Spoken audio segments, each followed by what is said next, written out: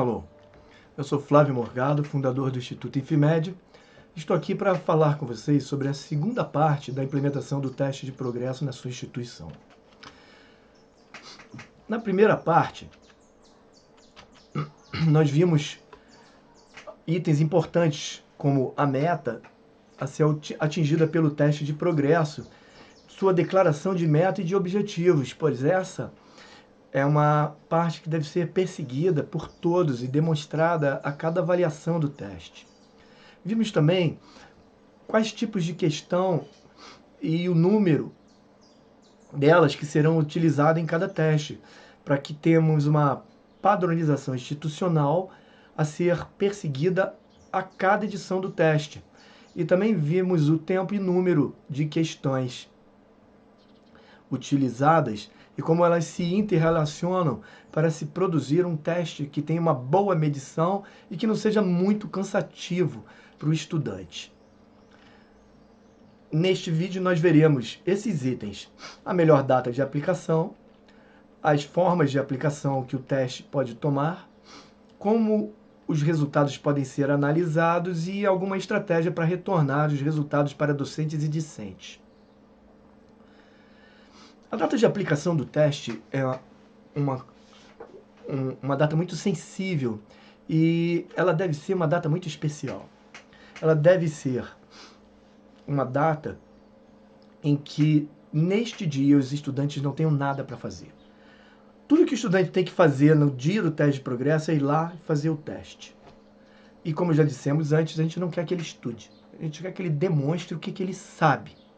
Então, é necessário que essa data seja calendarizada para que a gente tenha o máximo de estudantes possível disponibilizados no teste, ou seja, maior adesão. Então, é bom que vocês verifiquem no calendário institucional que essa data nunca entre em conflito com outro tipo de avaliação. Avaliação de disciplina, prática, teórica, avaliação de qualquer tipo. Testes externos. Essa data deve ser única. Deve ser escolhido um momento do calendário que, naquele dia, a instituição para só para isso. A presença de qualquer tipo de avaliação somativa, disciplinar, de disciplina, né? Quer seja prática ou teórica, na proximidade da data ou na data, vai ter um problema muito grande, porque é um fator preponderante para que aumente a vazão no teste. Então, para começar, na semana do teste, não pode ter nenhum outro tipo de avaliação. É só esse dia, só vai ter, nessa semana só vai ter esse teste. Eu recomendo sempre a quarta-feira, que está no meio da semana. E é mais fácil ter os alunos presentes e mais difícil ter conflito. Então, quando a gente pergunta para os alunos assim, quando tem uma grande evasão, por que eles não compareceram, por que você não compareceu? Os maiores motivos foi que na semana anterior tinha testes de disciplina e ele estudou muito e estava cansado. Eu estava muito cansado, estudei muito e aí resolvi descansar, não fui ao teste. Ou é na semana seguinte, eu tive que estudar para o teste da semana que vem, porque aquele teste pode me reprovar, então ele também não foi.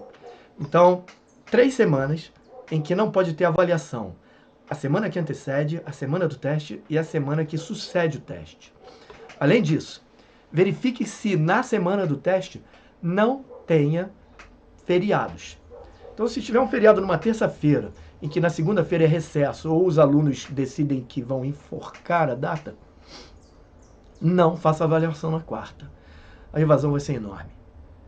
Mesma coisa em sextas-feiras, não faça avaliação na quarta. Verifique uma data que não tenha um feriado próximo na semana. E verifique também com os estudantes, consultando os diretórios acadêmicos para datas especiais. Os estudantes têm a sua própria comemoração, eles se agrupam para confraternizarem Olimpíadas de curso, congressos e outras atividades grupais e não frequentarão o teste. Então verifique uma data neutra, calendarize e persiga essa data. Agora vamos falar sobre os métodos de aplicação do teste. O teste de progresso, ele originalmente têm sido utilizados de forma tradicional. Forma tradicional é o método de fazer prova, que todo mundo faz. Papel, lápis, senta lá e faz. Mas hoje, especialmente depois da pandemia, temos duas formas de aplicação. Vamos começar pela forma clássica, que é em papel. O método é presencial, os testes são todos impressos e os gabaritos também são impressos e coletados em papel. Nesse dia, você tem que preparar a instituição, tem que ter sala e cadeira para todo mundo, tem que ter docentes disponíveis para aplicar o teste. Então, é uma grande movimentação. A vantagem da forma clássica é um maior controle sobre o teste, porque você pode, por exemplo, determinar como é que vai alocar os estudantes. Nossa experiência desde o primeiro teste, que eu já participei, em 15 anos e mais de 250 testes, coloca os estudantes em ordem alfabética, o curso inteiro. Isso vai misturá-los por turma e o estudante senta do lado de alguém que ele não conhece, de outra turma. Então ele não se sente confortável em colar na maioria das vezes, que dificulta essa possibilidade. Nós temos no Brasil um vício da cola, difícil de se retirar, enraizado, e também temos uma postura com relação à avaliação sempre punitiva, e o aluno desconfia de uma avaliação formativa feito o teste de progresso. Tá? Além disso, a forma clássica presencial permite um maior envolvimento do corpo docente que está disponível naquele dia, para cursos que não são dedicação exclusiva. Além de ter uma grande visibilidade no evento. Naquele dia, a instituição está quase como fazendo um concurso especial e a gente vê todo mundo correndo para o teste, depois saindo, verificando os gabaritos, debatendo. E eu acho esse um momento muito lúdico, muito interessante dos estudantes falar sobre o teste. Finalmente, é um resultado que traz muito maior confiabilidade, dado os controles que podemos fazer. A desvantagem é ter que imprimir tudo. Vai gastar uma quantidade de papel significativa. Normalmente, para imprimir papel para a instituição usar em todos os cursos para o teste de progresso, você pode considerar que é o papel que ela gasta num mês. Nossa experiência com cerca de 16 cursos e aproximadamente 4.000 alunos, são 70 resmas, com tamanhos diferentes de prova, porque as questões são de tamanhos diferentes, mesmo elas tendo o mesmo número de questões. Mais os gabaritos que devem ser impressos, isso usando de algum recurso para diminuir o número de folhas nas provas, como imprimir em frente e verso. Além disso, tem o custo de impressão, e os gabaritos recoletados em papel ainda terão que ser digitalizados, o que não é um problema, já que existem hoje essas modernas impressoras com scanner que podem rapidamente ler todos esses gabaritos e transformar num arquivo PDF, que é digitalizado por softwares específicos e transformados em planilha com razoável precisão. E agora, em tempos de pandemia, pós-pandemia, né, nós temos o método digital, que se tornou um método padrão, desde que tivemos que atuar remotamente. Então, a gente pode ter a forma híbrida de aplicação, em que uma parte dos estudantes vai fazer o teste de forma digital dentro da instituição, com os recursos digitais que podem ser disponibilizados, ou seja, em forma presencial. O híbrido, eu acredito que ninguém tem capacidade digital para fornecer meios digitais para todos, mas provavelmente vai ser remoto, o estudante faz na sua casa. Isso traz uma certa invisibilidade para o teste. Naquele dia a instituição vai ficar parada e cadê os alunos? Estão fazendo o teste, ninguém vai vir hoje. A vantagem do teste digital é que a sua coleta é imediata. O estudante responde as questões e assim terminou o teste e pode começar a análise.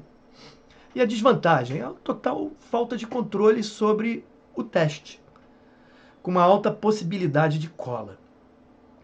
E o embaixo envolvimento dos docentes. O método de aplicação digital tem quase nenhuma visibilidade institucional e a sua confiabilidade cai seguramente.